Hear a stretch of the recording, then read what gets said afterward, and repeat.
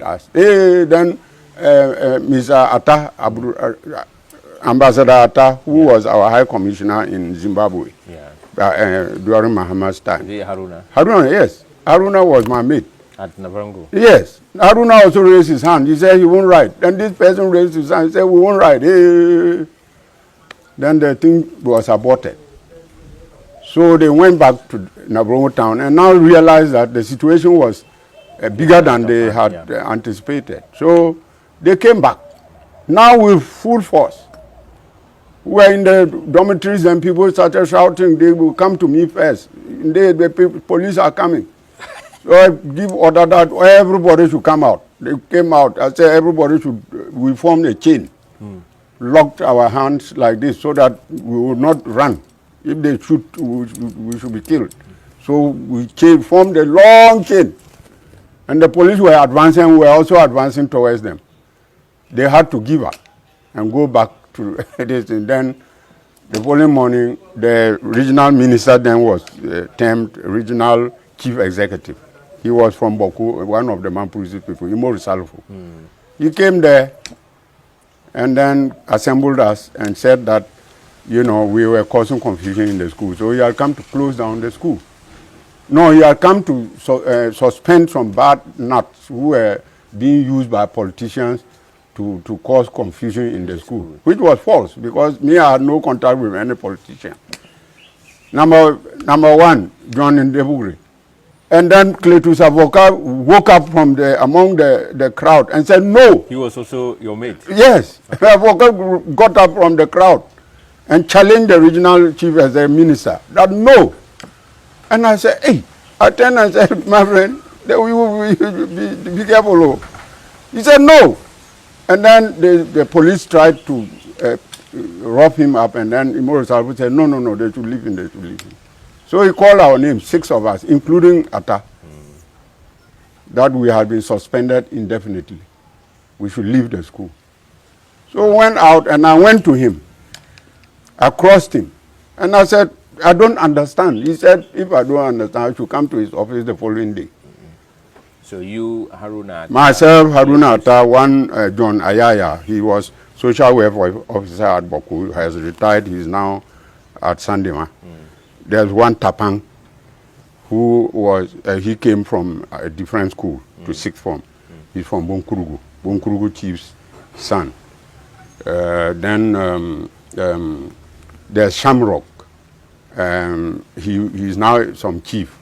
He was district chief executive at Zabzugu area there, by his Dagomba. Then the sixth person, Basman Ali. Basman Ali has been in London all these years. When I was MP, I used to go there. You come and drive me about and so on. So 6 of us were suspended. So we went home. Then the following day, I went back to Bolga to see Imoru Salfu because he had asked me to come and see him. I got there, I was about to go upstairs, and he himself came down. He said, yes, I'm going to the school to close it down because after you people were suspended, these people started breaking with things and said they didn't allow peace in the school. So he was going to close down. So he went and closed down the school. Because that night, Avoka and others organized and there was great confusion in the school. Nobody could sleep. The teachers couldn't sleep. Students didn't sleep. So he went and closed down the school. Now, we were there. Then they called me. They had a hint that I knew the person who wrote those placards that led to all this. So they called me secretly, I alone, to the office with the regional director of education, the headmaster, and some others. Then they said that they knew that I knew the person who wrote the posters which led to all this confusion. So if I agreed to tell them the person who wrote the posters, they would let me come back to school. And I said, no, I don't know the person. I don't know the person who wrote the posters. Yeah, I mean, if I knew the person, when I was taking objection to writing the sample handwriting people, I would have told you that after all I know the person. So I don't know the person. They did everything and I refused to. I refused to reveal the person. And I never revealed to people until the person died. So now I was free to mention his name. It was my own uncle. From Temonde, he was 1 year behind me. So Emmanuel why did you not tell? I was protecting him. Okay. I was protecting him. I was not about to, endanger his future by giving him up. So we were eventually just dismissed. And our names were published in the Daily Graphic at that time, so that we won't get any school anywhere to go. Then one young teacher who had just finished sixth form, and he had come and was teaching lower classes. And, because he had just finished sixth form, and we were also sixth formers, so we were almost colleagues. So he called me to his bungalow and said, "Nde, do you know, don't mind these people. I'll let you take some forms. There's a course in Cape Coast University. There's a science course there. If you don't go to sixth form, you can go there. If you left upper six, you can go for 1 year and you just go to start the degree course. If you are from lower six or from 5, you go for 2 years, then you start the degree course." So he got me the forms. And then, because of my good grades, I applied. I was admitted to the science department in Cape Coast University. Got there. So you did BSc? Yeah, no. I got there and then I started, the course was called Preliminary Science. Okay. Yes. Preliminary Science 1, Preliminary Science 2. I went to Science 1 because I was from, more or less from senior high, from school certificate. So at that time, before the faculty would start, the academic board would call the students one by one and interview them and apprise themselves of your conduct and your smartness. So they looked at my results. The dean himself was chairing the meeting. He said, "Look at the results. Professor Datsun, he has died. May he rest in peace." He said, "Mr. Ndebugre, why? With these grades, why didn't you go to sixth form and you applied for this course?"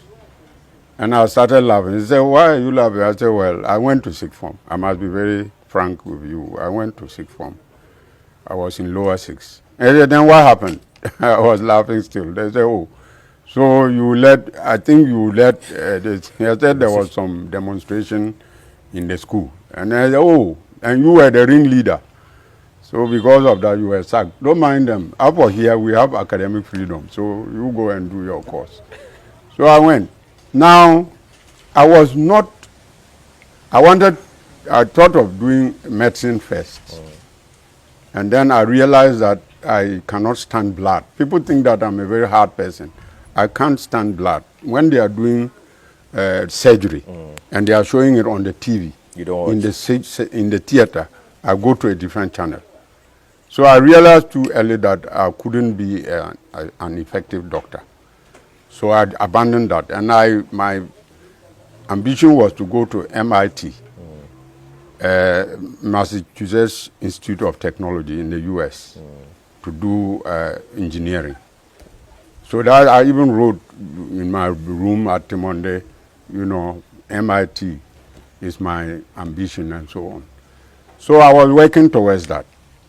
So I wasn't prepared to remain in Cape Coast because President Nkrumah established Cape Coast University as a teaching university.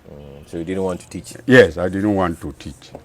So while I was doing that course, internal course, I was studying for the A-level privately. So I came to write the exams, the A-level exams privately.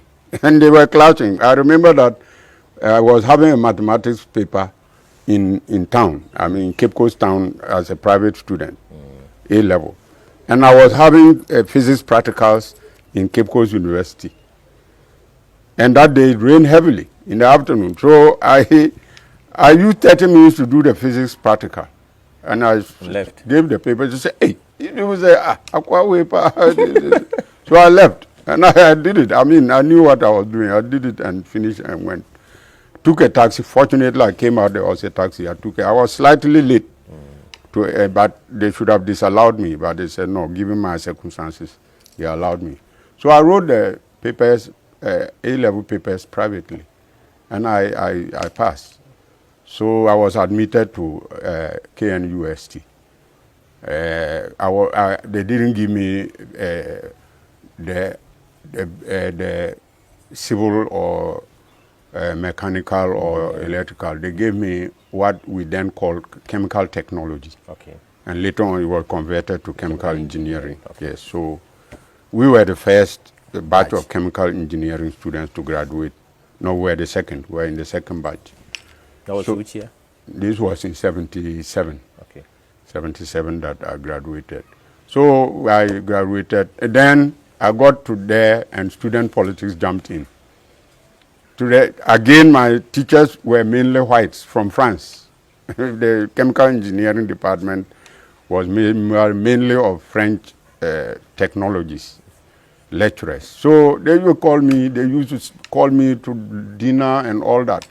And they would say that, but you are such a good student, but you are spending all your time on this politics. Can't you just slow down and do the course first? I said, I will do that.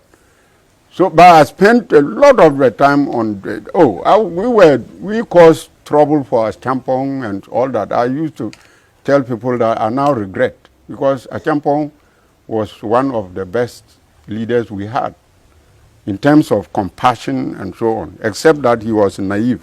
He was not trained to be a politician. He was trained as a soldier, and he did not transition properly from military to politics. So he was doing things on the face of things, you know. If you went to him, a lady went to him and was crying for assistance, he could just sign a car for you. And those things affected him. Okay. But anyway, we gave a lot of trouble. I became National Secretary of the National Union of Ghana Students. And then my president